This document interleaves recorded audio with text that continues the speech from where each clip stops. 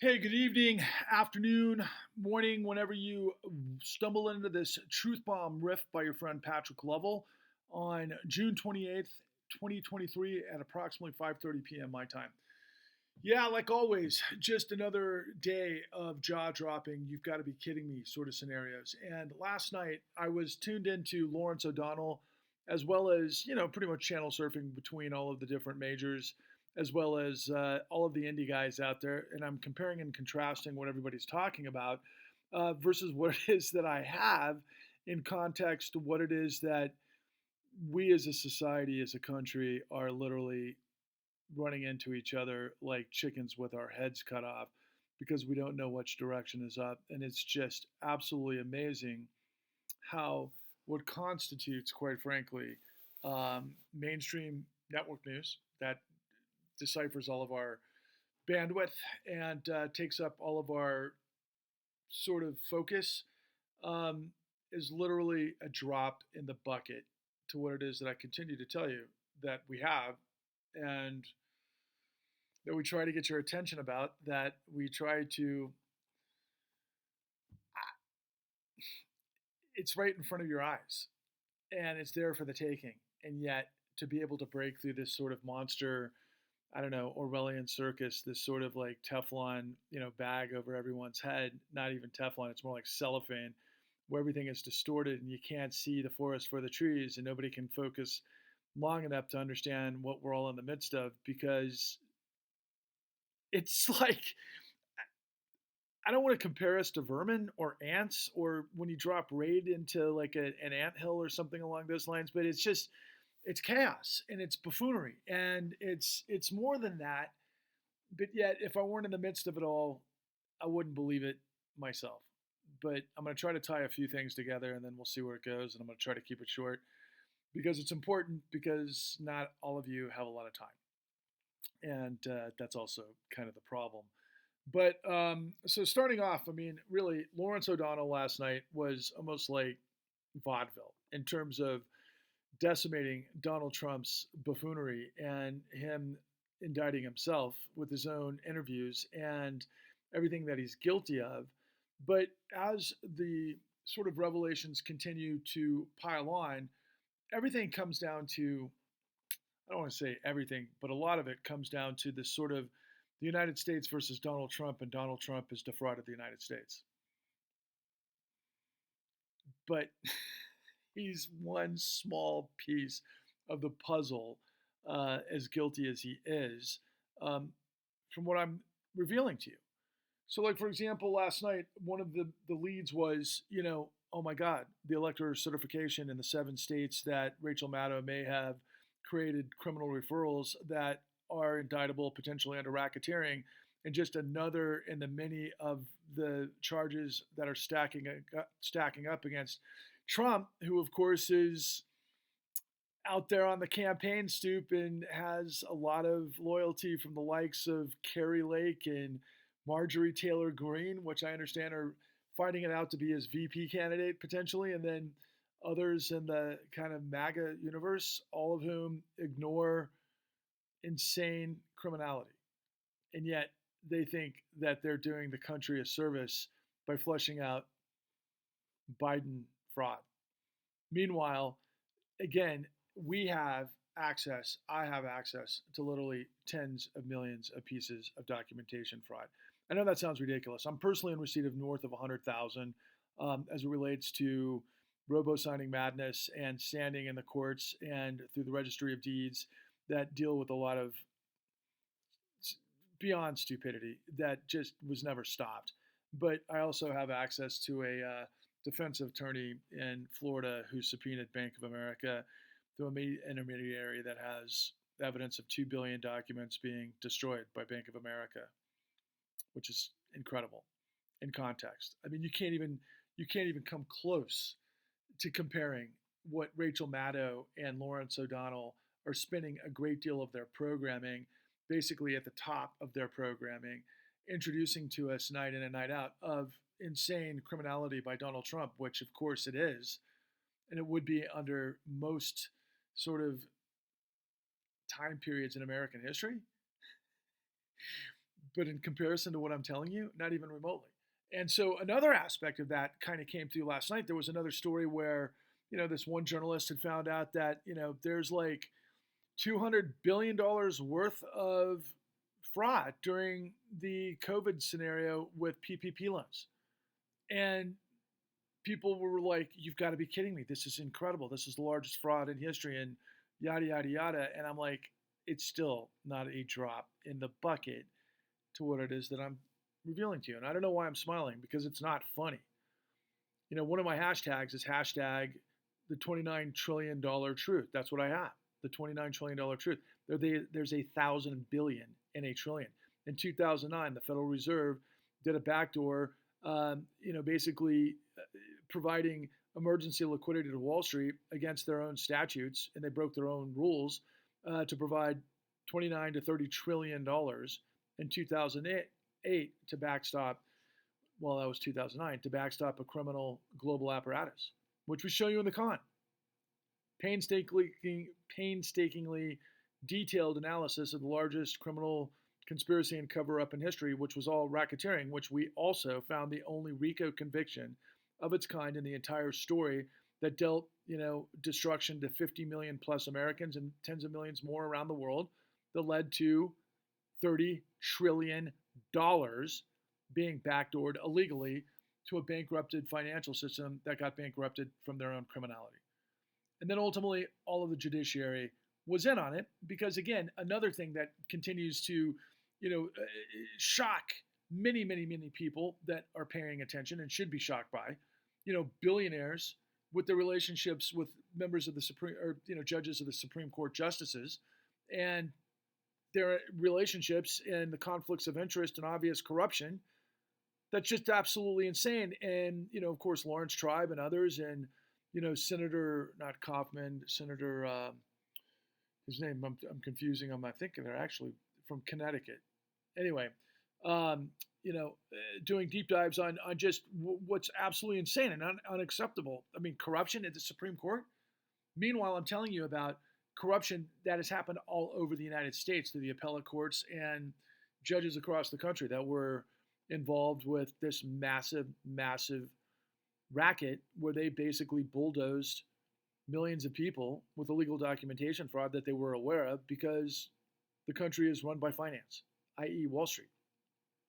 So everything that Trump is a reflection of is literally mind-numbingly small, even though it seems enormous in context to what it is that I'm revealing to you. In addition to that, the last piece of the puzzle that I'll comment upon this evening is, I came across another news story about, homeowner activists in New York that were trying to prevent Eric Adams from signing legislation to bulldoze low-income housing for, thousands of New Yorkers that are going to be replaced by luxury high-rise development. And one of the quotes from these guys was, look, man, we are not a country of, by, and for the people. We're a country of, by, and for the developers. Meanwhile, he is not aware of what it is that I have been revealing to you, which is the schematic, which is the scheme, which is how this whole thing works. So, for example, when we had everything that led up to the 2008 great financial crisis, most people refer to it as the subprime crisis. That's a misnomer. It was actually the liar's loans crisis that led to the entirety of our financial system that started with a $4.6 trillion fraudulent housing industry that became a $600 to $800 trillion disaster in global derivatives that had everybody in the food chain that were in on it, which we show you, of course, in the con, www.thecon.tv. And ultimately what we reveal, because of what I'm suggesting to you, because of what the Federal Reserve did, and I know exactly what they did and how they did it and who they did it with. And, ultimately the insanity of the question marks from these activists in New York about, but yet the profound awareness in the statement that we're a country of, by, and for the developers. Yes, because what we've done for the last 13 years is we've hyperinflated the asset bubble, which is really, the agenda of the top 101%, which is just the opposite of what the you know, the Federal Reserve's mandate is. And we've hyperinflated assets and stocks for the 1%, but really the top 0.1%. And the way we did that was free money in that ultimately went to developers that built these high-rise offices and apartment buildings all over the United States. We've seen phenomenal growth in the Western United States. Incredible product, by the way, but insanely high rent. And there's not even remotely a causality between supply and demand, because the Fed provided free money to the developers that then packaged through the primary dealer brokers billions of dollars of securities from the commercial-backed real estate market, and they did the exact same thing that they did during the residential securities market. It's the same story, except in this case, in what's been going on at the Federal Reserve since 2010, 11. It was actually 2011, I think, is when it started, but quantitative easing, which basically the idea was then,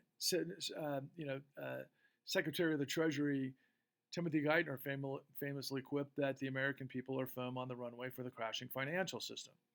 And what that meant was the Federal Reserve was buying the upside down toxic mortgages to get it off the books of the banks so they could loan again.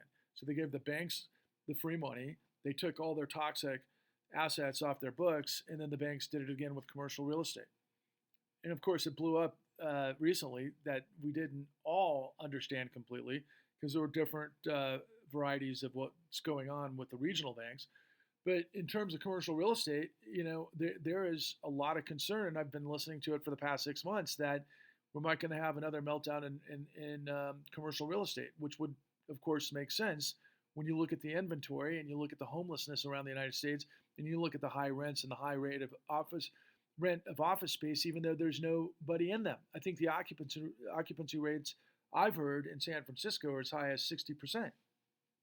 Meanwhile, it's probably the most expensive city in the United States. So that doesn't match the corollary of supply and demand. If there's nobody in the apartment buildings, the price has got to come down until people start moving in. But that's not what's going on. We created a facade where the Federal Reserve became the market.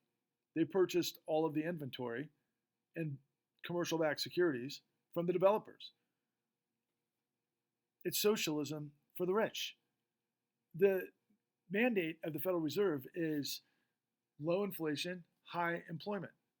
But what it is really is to make sure to maximize the value of the assets of the rich.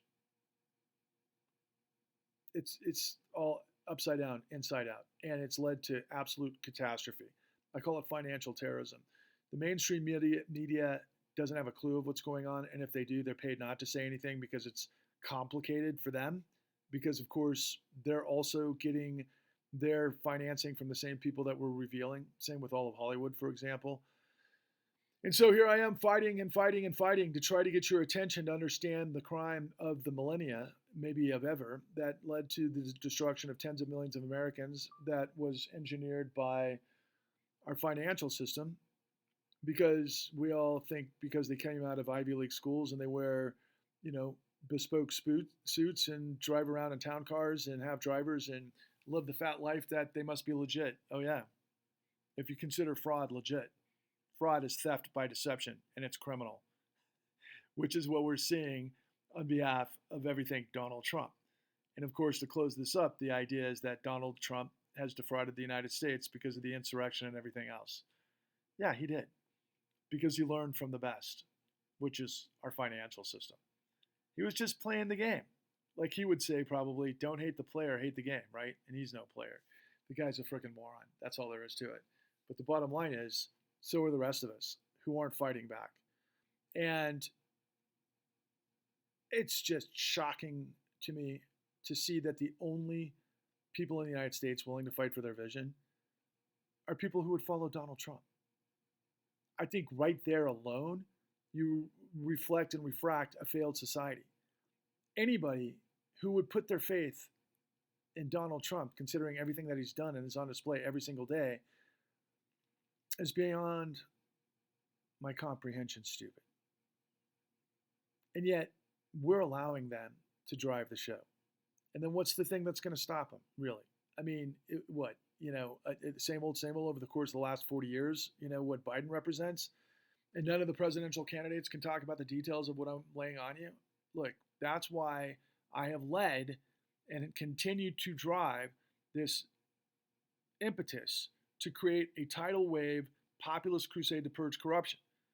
Because if you, me, and everyone you see who believes in decency and dignity and integrity and liberty and sustainability, when we merge in unity, we'll defeat the tyranny of misery to usher in a clean new deal.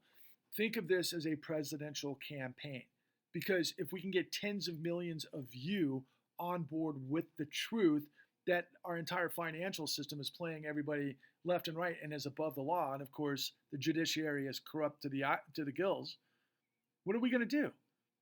I mean, you would not get on a plane that you knew was sabotage to fail, but yet you let your country continue down this path of absolute destruction. Haven't you learned anything from history? Don't you have skin in the game? Don't you care about democracy? Who cares about democracy? Who cares about a functioning society that enables, equality and social mobility predicated on the law and the equal accountability of the law? Because what happens is when the law doesn't function, you wind up with tyranny. Do you not know your history? I got to believe that there's millions of you out there like me who are so outraged and fed up that you're done. You're ready to do anything. What I'm asking you to consider is invest $13 in our effort, because if we can get on first base, I can continue to bring the information with the professionals, the people who have all the information, the whistleblowers. I can continue to construct this as we're building it more, more information, bigger audience, do the algorithms, do what it takes to build the audience, to give the truth, because everybody in media is lying to you and you know it. Everybody in government's lying to you and you know it. Many of you are starting to figure out the judiciary is lying to you. So what happens then? Well, we have to have a We the People movement. And it's not about me. It's about you plus me equals we the people. And that's what this is all about. Look, check it out. Get involved today. Check out as much as you can at Patrick Level Truth Bombs the Con on YouTube, on TikTok. Also on YouTube, you can check out, the Real Progressives, the New Untouchables, as well as just go to www.thecon.tv. For a few more days, it's available, and then the $29 trillion truth is going to be whitewashed from history. I mean, this whole thing is fucking nuts. I don't know what else to say. I'll keep trying to bring it as best I can, and hopefully, maybe one day, it triggers. Failure is not an option. Rise, roar, revolt, onwards and upwards. Thanks.